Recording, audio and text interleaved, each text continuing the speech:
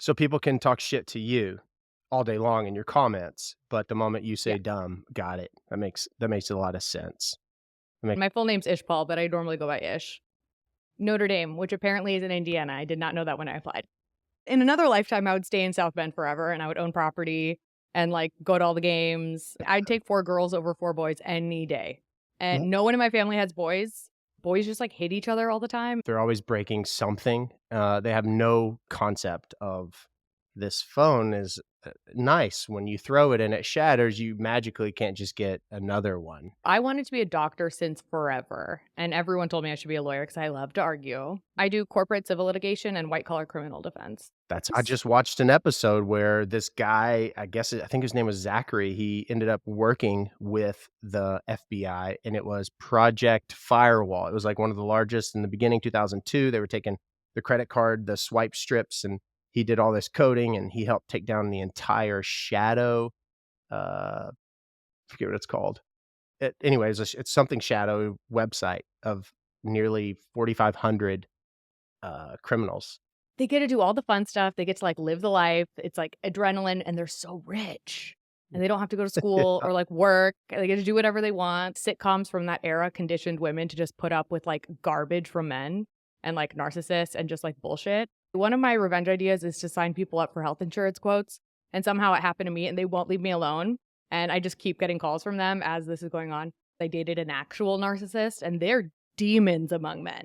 They are That's actual demons, like sent from the bowels of hell.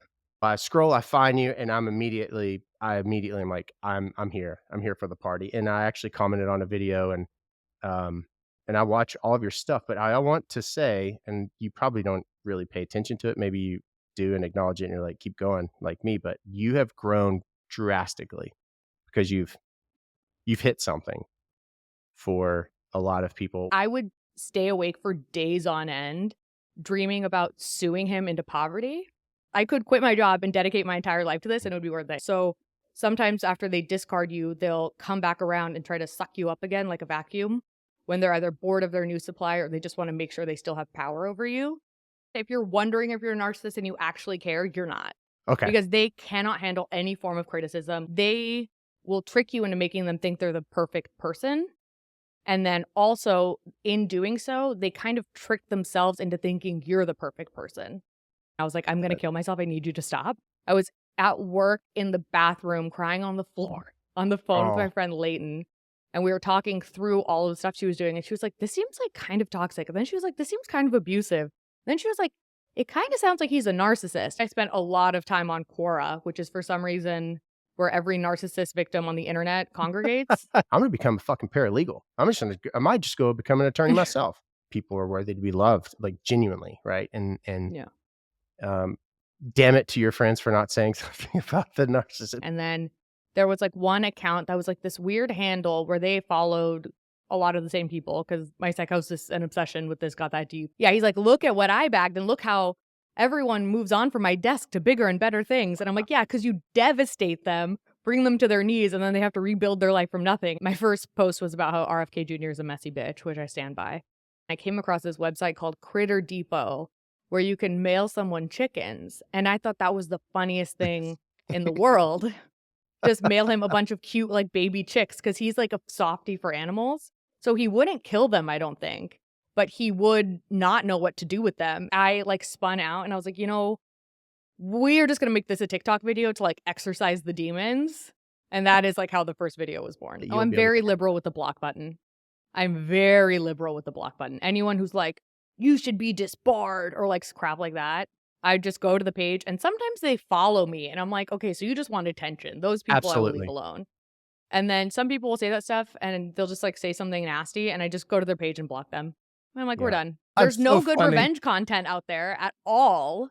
When you're going through a breakup, you're so unhinged and you feel so crazy and everyone is just like, live a good life, have a glow up. And it's like, okay, right. But first I want to like live like a gremlin in a hole. You never know what's going to happen. And I was like manifesting and I was like, this is going to take off. This is going to be my future. This is going to be great. When I interviewed for this job, I was like, am I allowed to like post stuff online? And he was like, literally do whatever you want. There's like 30, 40 comedians right now that could sell out a stadium, right? And you didn't see that before. and Yeah. it's becoming way more popular. I was at a meeting the other day and somebody brought like 3 dogs and I was like, "Well, this was a waste of my time." I always fought with that because I don't think comedy should be reduced to online clips. I think you should see it live and Interesting. it should be able to be edgy. I really struggle with this whole like clip culture thing. I think it's very like antithetical to good comedy. And I think a lot of the really great comedians that are out right now, like the ones that are selling out stadiums, a lot of them aren't posting clips. I think it's like divinely inspired. Like sometimes I'll just be like writing and I'll just have an idea and I'll write the bit and it'll just come out like the whole thing all at once. People come into stand up like they come into AA. I think at least pre-pandemic, that's another thing I could talk about forever is the difference in culture pre and post pandemic because of clip culture. Because now mentally stable people come into stand up and I'm like, you guys don't belong here. Yeah. If you dated a narcissist and it ruined your life, you're not alone. Yeah, it's a big deal to feel those emotions, right? And to not just say, "Oh, let's get fucking loose because that's what I'm used to," or "That's how I'm gonna push this feeling aside," and embrace self wholly. Part of what narcissists do is they rob you of all of the things that you find joy in and find validation in outside of them. Anything that makes you feel good, that's not them. They tend to find a creative way of taking that away. We laugh so that we do not cry once the calluses weren't there. And I would just have to go into the bathroom and like vape compulsively. And I would just say in my head, like, I want to kill myself. I want to die. This is horrible. And I would feel so much shame and I wouldn't want anyone to look at me. The thing is, a lot of hecklers aren't saying mean stuff. They're like trying to help or they think they're being funny. Normally, I just try to move on because if you give them too much attention, it just makes the show a bummer for everybody. And then the show becomes about them. I feel like the universe put everything in my life and then lit it on fire and threw it in the garbage. I feel like a completely different person. Like, I leave the house. During the daytime, I have a tan. I hadn't seen the sun. I mean, I was at a point where I would leave the house truly during the day, like maybe once a week. It feels good and safe to be here, even though it's a miserable place.